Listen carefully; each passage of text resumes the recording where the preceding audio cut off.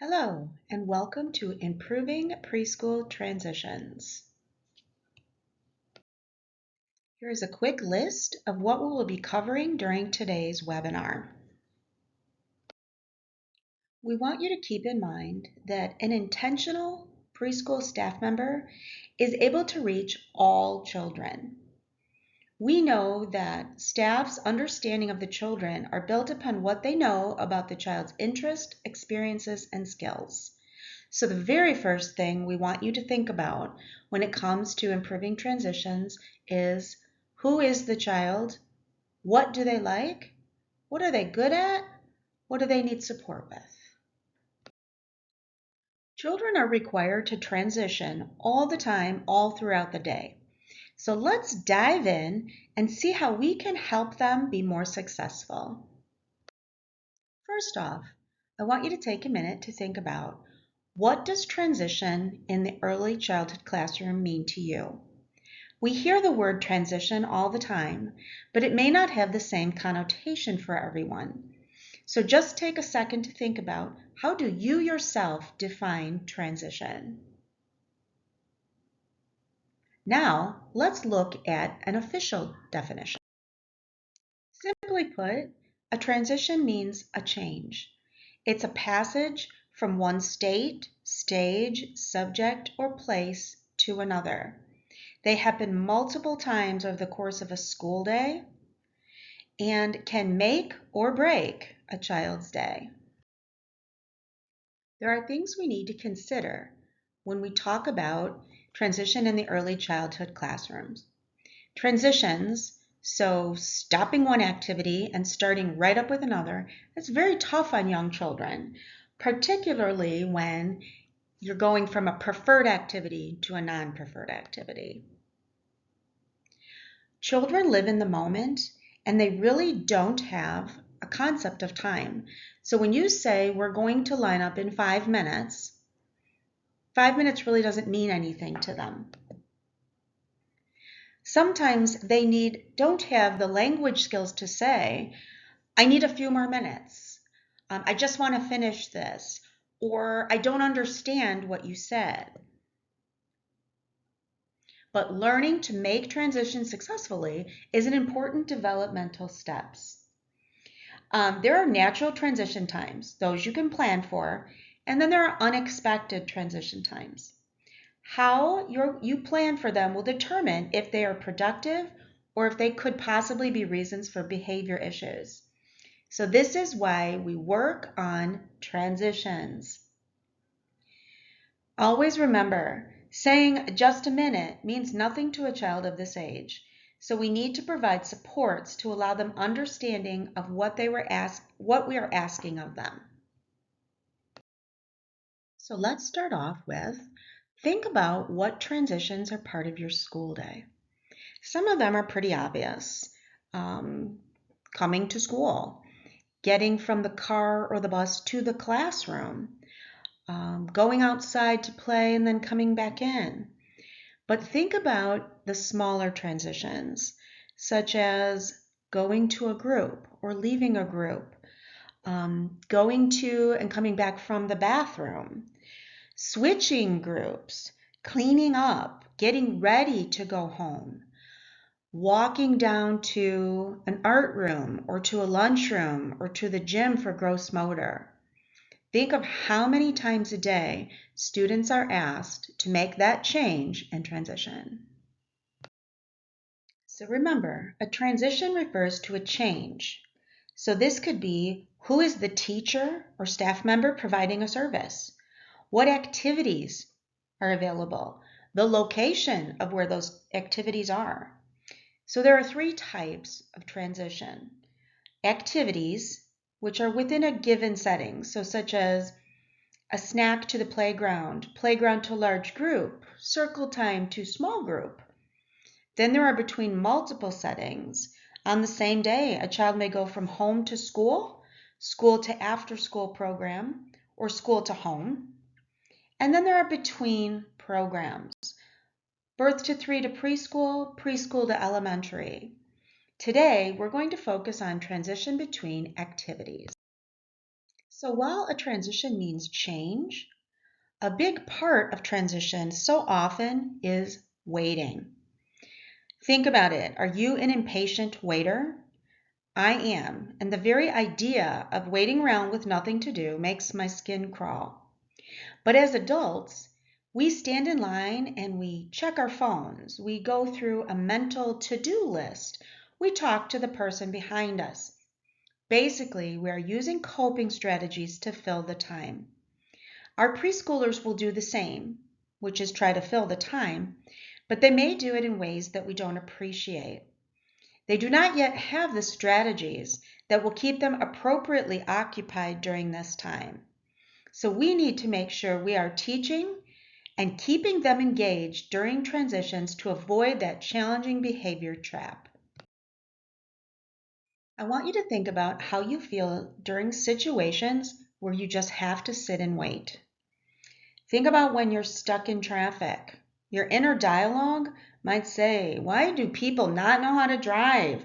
Why are we not going the speed limit? Everybody's gawking, everybody's sitting. At the grocery store, you tend to think, should I switch lines? This person in front of me has so many things. Why shouldn't I go to the store on the weekend? This is why. Or think about lining up for something. You just can't wait until the line moves.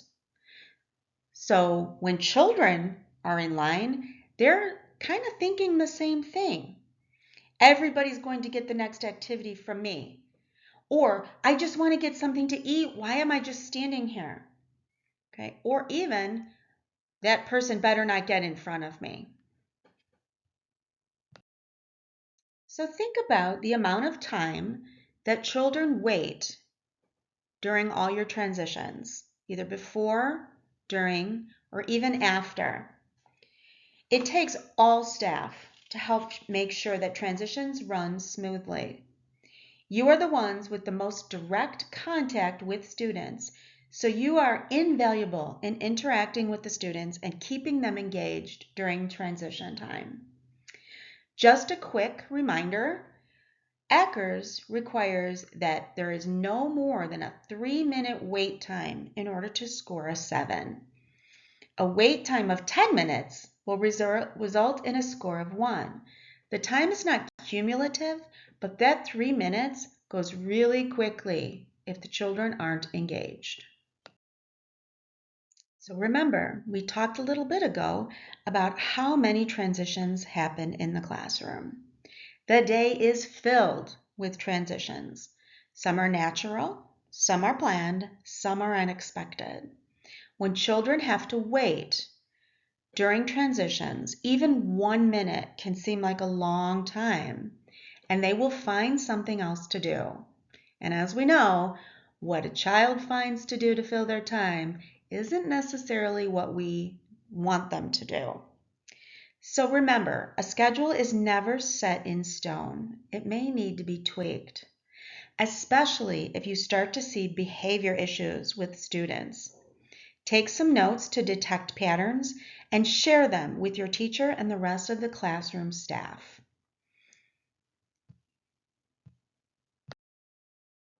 The National Center for Research on Early Childhood Education found that 34% of a preschooler's day is spent eating, waiting, transitioning.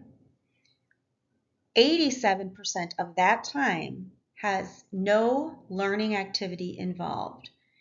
We need to change this, and this time needs to be used. Look at it another way. This is a lot of time that they are expected to be on their own. And when children are not sure what to do or get bored, that's when challenging behavior can happen. So here are some quick facts about the brain. It provides insight into why we need to keep children engaged and moving. The brain loves novelty, thrives on new experiences, new knowledge. Likes to be challenged. New synapses are being formed when we are learning and pushing our brain into new areas.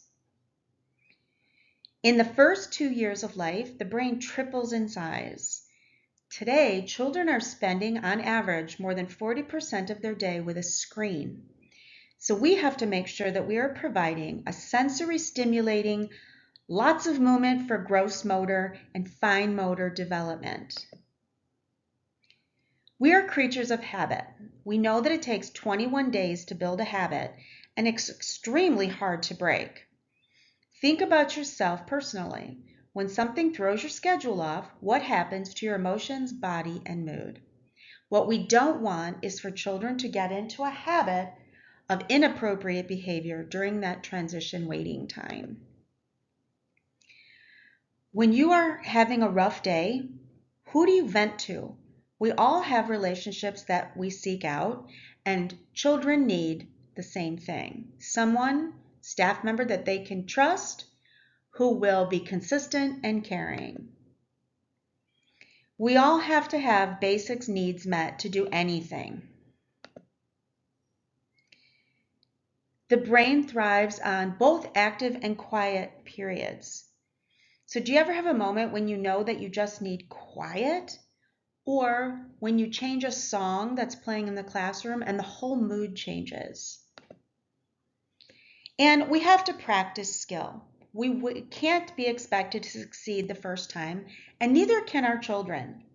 Building skills need to occur before we can transfer that skill to another situation. And this is why we practice transitions, we provide strategies to help keep them engaged, and we just practice, practice, practice. So while we are planning ways to improve transition, we have to keep those brain facts in mind. And then we have to remember, it's very important to address the waiting time during transitions. They take a great deal of time, and during transition time, children often spend a lot of time waiting. For example, they might have to wait until everyone has finished a snack. They have to wait for the bus. They have to wait until everyone is at circle so that circle can get started.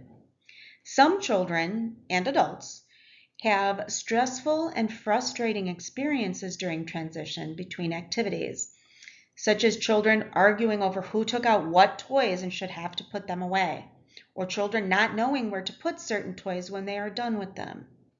Skills such as cleaning up toys and lining up may reduce transition times when they are done successfully, and then may lead to more time for children to become engaged in learning activities.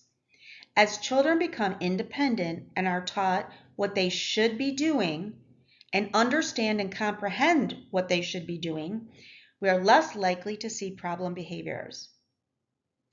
Many preschool staff consider children's ability to independently make transition between activities one of the essential skills needed in a group context such as kindergarten or daycare. There can be a lot of reasons why children are acting out or being inappropriate during transition. But the most important thing is that we teach them how to transition and that we keep them engaged during those wait times. So here are just a few reasons that transitions can be so challenging. This may be the child's first time in preschool. We often expect kids to just know what to do. My favorite example is crisscross applesauce. If you've never been in school, that makes absolutely no sense. Similarly, if a staff member says line up, does the student know what they're supposed to do, where they're supposed to go? Rules are different from one location to the next. There's walking feet in the classroom, but running feet in the gym. Inside voice in the classroom, loud voice in the playground. We need to make sure that students understand the rules for each location. It is the same for different rules for different days. The rules for field trip days or parent days may differ from the regular day. So we need to make sure they understand those as well. A disability, an inability to communicate needs, the need for longer processing time, the need for repeated instruction or visual cues, or the inability to maneuver clearly through a classroom can cause problems at transition time. The child may need time to finish, or a concrete way to show that they can return to the activity later or the next day. Maybe just a sign marking it as unfinished.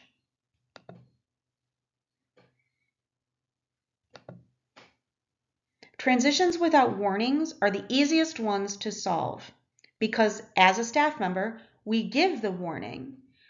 We might say 5 minutes till cleanup, but then we continue that warning through each minute. 4 minutes till cleanup, 3 minutes till cleanup, so that the warning is reinforced. Remember, as we talked about earlier, children of this age don't have the concept of time passing, so we have to make sure we're keeping them aware of what's going on. And a few more. Too many transitions, especially big ones, like transition from home to daycare to preschool to daycare to home. There may be different expectations at all different settings. It is important to consider all the possible reasons a child is having a difficult time and identify strategies to support the child during transitions. I know that we can't control all of our transitions, but we can try to limit those in the classroom. We need to make sure that we are giving clear, simple directions and checking for comprehension from each student. Remember, rule of thumb for giving direction is their age minus 1. So the average 4-year-old can follow a 3-step direction. The average 3-year-old can follow a 2-step direction. There are always exceptions, and remember, kids who are not auditory learners may not hear or fully incorporate an oral direction without a visual. This is just a little reminder to allow appropriate processing time. A child may be looking right at you as you give a direction to line up, and they do see you, but then they have to hear you. Then they have to listen to you, and then they have to respond to you. All of that takes a little bit of processing time. So, to start planning some smooth transitions, some things need to be planned with your classroom staff before anything happens. Can you reduce the number of transition times? Consider what the children and adults will be doing during this time. Make it clear which adult is responsible for greeting the children as they come in, who will begin looking at books on the carpet with the children. Provide both verbal and nonverbal cues before transitions, such as 5 minutes till snack, or it's almost time for cleanup. Count down the minutes, show pictures of the next activity, or ring a bell. Make sure you are counting down that time. When time is up, the children will understand. Teach the children expectations such as which shelves hold which blocks. Remind them and practice frequently, such as where do we put these at cleanup? Where do we go next when we hear the bell? We want to make sure that all expectations are understood. Minimize the number of transitions where all the children have to do the same thing at the same time. For example, do all the children have to go to the bathroom at the same time and then wait in the hallway? Can some children come over to the rug and get ready for a large group while others are finishing an activity?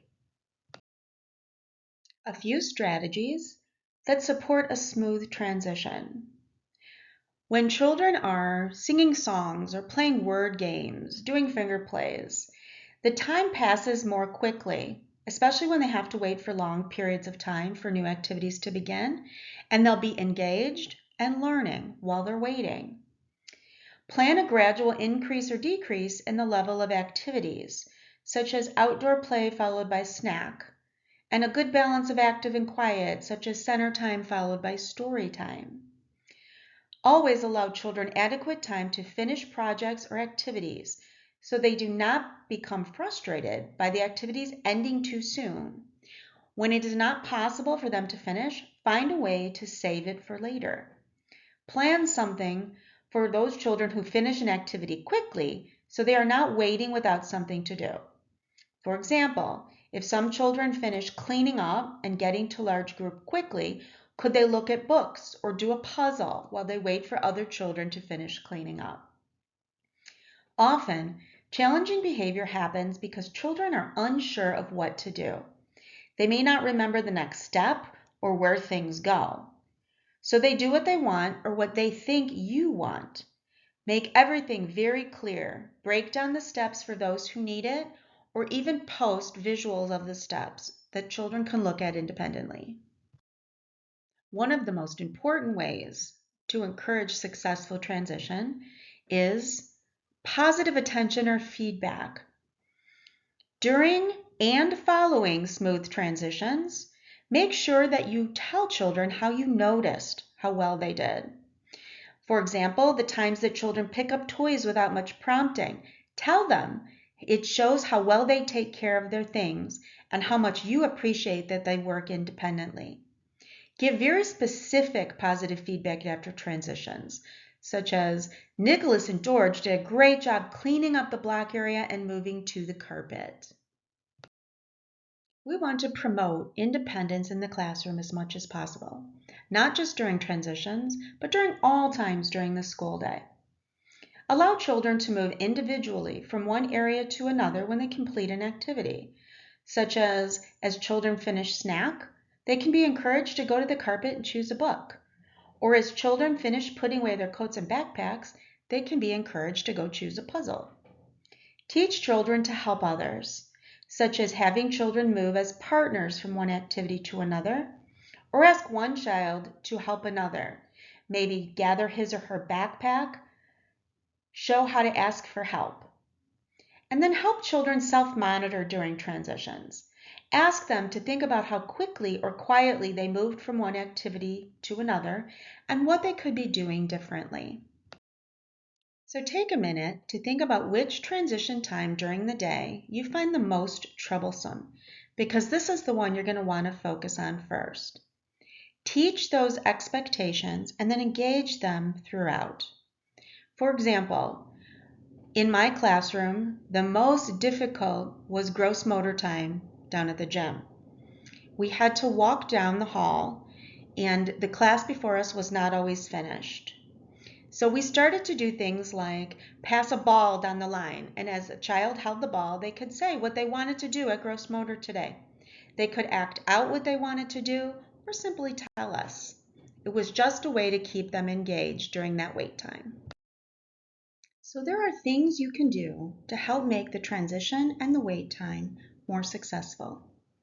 Like many adults, children appreciate knowing ahead of time when a change is coming.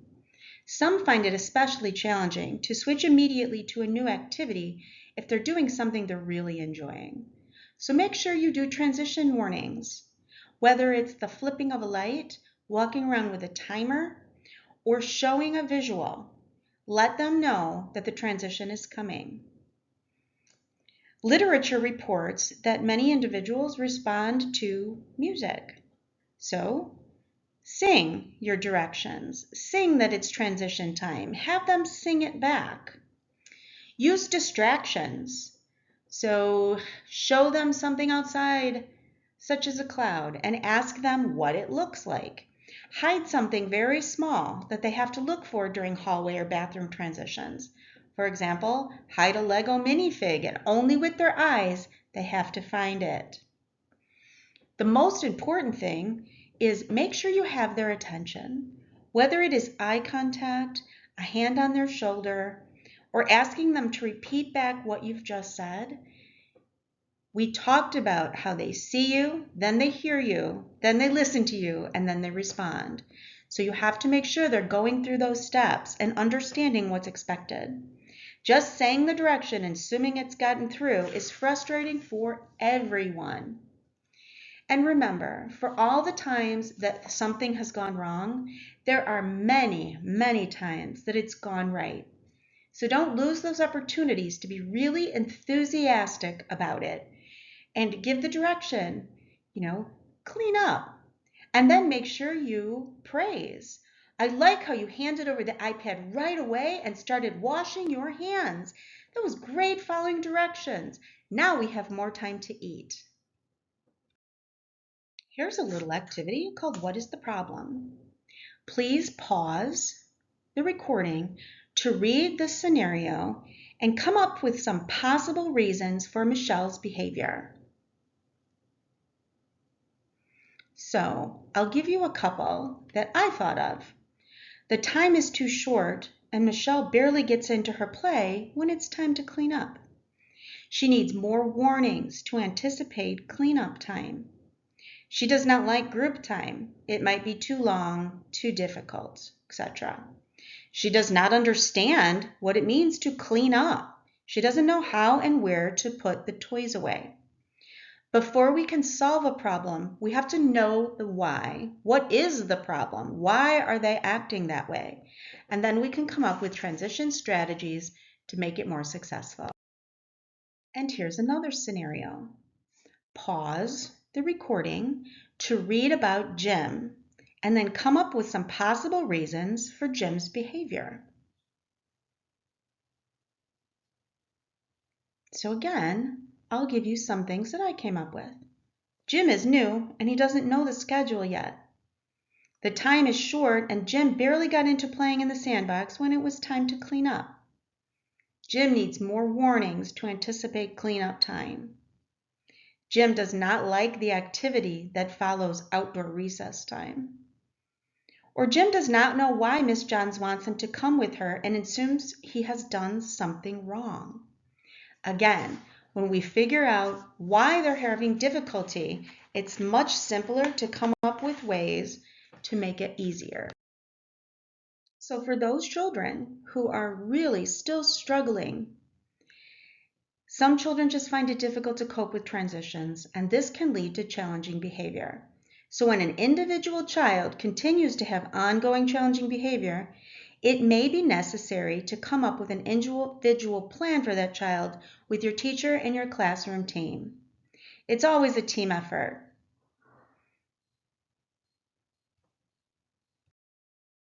Think about it in your classroom. Those children with physical disabilities or mobility issues, there are unique challenges for them. So how do you make sure everyone gets where they need to go, and how do you keep everyone engaged?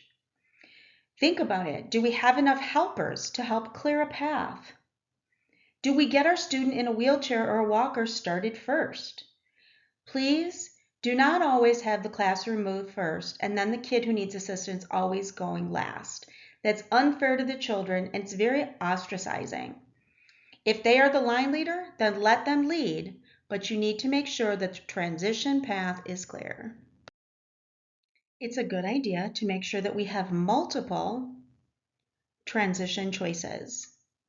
So look at this environment and think about what support does it provide for transition to outside recess. Some ideas might be, where do you line up? The feet are there. It shows you exactly where to line up. For an individual child who doesn't know where he should stand exactly, you can even say, line up on the blue feet or line up on the green feet. When you have different types of footprints, such as a duck foot or a monkey foot, it can give children a way to walk over there. If you're lined up on a duck foot, you need to waddle over like a duck or whatever other type of feet are there. There's a stop sign in the door to remind children you do not go out that door without a staff member. There is a fence to show children that while we are transitioning, you do not go into the play area. All these are reminders of what they should be doing during transition. Never lose sight of how important you are to the successful running of the classroom. Paras are with the children day to day all the time. You are an integral part of the team. If you see a problem or have a question, you should speak with your team to make the classroom run smoothly. Most important, you should be sharing with each other any challenges you may find so they can be addressed before they get too big. Here are some of the basic categories and what we do to make transition successful. With your teacher, develop social stories that are specific to each different transition as needed or each child. For example, a social story on how we clean up or how we walk to gym. Do a first then for kids who don't want to leave their preferred activity to another activity. Sing your expectations of this transition. Make that soundtrack musical. Make sure you have the attention. And check for comprehension. Can they repeat back what you've just said, or are they actually following the direction? Calling out from the other side of the room, clean up, and assuming it's gotten through will just frustrate everyone. And praise. Make sure that they are encouraged to continue doing the appropriate behavior by getting their teacher's attention and hearing that praise come from you. Here are some common environmental strategies to improve transitions. Turn off the lights to get their attention. Use pictures, such as we saw previously, to show where they line up. You can make travel ones to go where they line up outside, where they line up in the hallway, where they line up outside the bathroom. Use pictures of children to pair kids up for transition and then choose. And then make sure you use visual cues, such as motor actions from a book or a step-by-step on what you do to line up for gym. For those kids who really struggle with the transition or the waiting, you can use wait cards. So you take a picture of a favorite activity, toy, location, or person. Take a second picture and cut it into pieces. Whenever the child has a successful transition or successful wait time, they earn a piece of the puzzle. Once the puzzle's put together, they get to do that activity. Here are a couple of different types of transition strategies. It's important to provide visual cues and reminders for young children, especially young children with special needs or for whom English is their second language. Visual cues and reminders are useful to help children learn the routines of the classroom, the expectations for transitions, or what they can do to make the transition easier. In this area, our transition choices are how to walk down the hallway. You can either do this as a job, or you can call out a child who really needs some extra support. They choose how to walk down the hallway, and then everybody walks just like that. For some kids who struggle with transitions, just getting a choice can make all the difference. Would you like to stand on the blue foot or the brown foot? Would you like to stand on the number 3 or the number 4? A couple of general ideas that can be used with all students. Do remember, intentionality is critical because some things need to be prepped in advance. But once the prep is done, those strategies will be around forever. The mystery feel bag was a special favorite in my classroom because some things that we put in there made noise. So as the first child put one in, everybody had to be super quiet to make sure we weren't missing the sound that the item was making before we guessed. This was another one that was a huge success in our classroom, which was moving from one area to the other. We would walk on a bridge over hot lava or a swamp filled with alligators. We would pretend to be walking over the Grand Canyon on a very small rope. They go along with the balancing and the getting to the other side, but also they really have to pay attention. In my classroom, we had a fairly long walk to and from gym, and then often had to wait once we were there. So we were zombies, ninjas, superheroes, or tightrope walkers walking that line. For kids who might be nervous about walking above hot lava or alligators, we would have them be construction workers on a high rise or circus walkers on a tightrope. You know your children the best, and you can come up with things that would match their interest and keep them in the zone. These attention grabbers are from the book Transition Tips and Tricks. Because remember, if you don't have their attention, they're not going to listen or follow your directions. So when it's a difficult transition time, make sure you have their attention. Wear silly glasses, put on a hat, make some music, use a puppet, anything to get their attention. We talked earlier about students who need to complete a task before they can transition, or at least know that they can come back and finish it. And this is where the finish up box comes into play. We would give them a sign, usually with their name on it, and they would have a day to finish the project, the art, or the building. At the end of that time, things got put away and cleaned up. Once students learned the rules and the timing, we rarely had issues. For example, Lego sculptures were always a big one. They could never finish it, but they didn't want to put them away. So we would give them the finish up box with their name on it, and they knew they had to the end of the day to work on that Lego sculpture. At the end of the day, we would clean it up. To be honest, the majority of kids never went back to finish the Lego sculpture and actually cleaned up with no problem. They just wanted the option that they could go back and finish it. Like everything, to be successful, you have to teach the rules and keep practicing. Another thing we used was a look and see. This was a very good thing because it was quiet. So our look and see was actually in a big coffee can. We had unbreakable mirrors, magnifying glasses, we had page protectors, we had silly glasses with stars or lines in the lenses. And as children waited, they could reach in and grab one and look around to see how different things looked with their look and see object. Use your knowledge of the children and your own creativity to come up with different ways to keep them occupied. I always put my ideas on cards on a ring so that I didn't have to try to think of something on the fly, and also so that I could pass them off to any different staff member or substitute who came into our classroom. When you have these on a ring, you can also allow a child to choose which one you're going to do.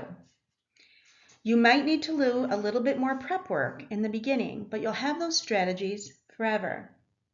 Stop and drop was a favorite in my classroom also because it's a movement break and you can change what they do to fit the area.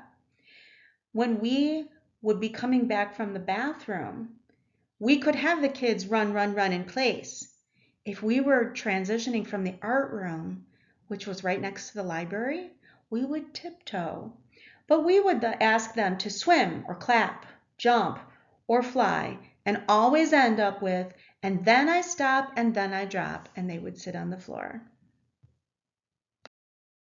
So right now, grab a Post-it or a piece of scratch paper and come up with something that you can do right away to make transitions easier for yourself and for the children. You've made it to the end. I hope that you have come away with at least a couple new ideas of things that will help make transitions a little more successful. If you ever have questions, comments, or concerns, please feel free to email me at roconnor@swcccsc.org. StarNet is always here to help the early childhood classroom. We hope to see you soon.